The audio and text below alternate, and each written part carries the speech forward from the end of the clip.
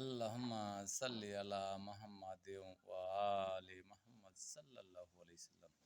মাওলার জয় হোক। সকল কালে সকল জ্ঞানে জাগক বিশ্ব মানব প্রাণ। এমন সময় এলো মুসাফির গায়ে আজাবির চিন। বলে বাবা আমি ভুকা ফাঁকা আছি আজ নিয়ে 7 দিন। তেরিয়া হইয়া হাঁকিল মোল্লা, ভেলো হলো দেখি লেটা। ভুকা আছো মুর্গ ভাগারে গিয়ে নামাজ পড়িস বেটা। ভোকারি কহিল না বাবা।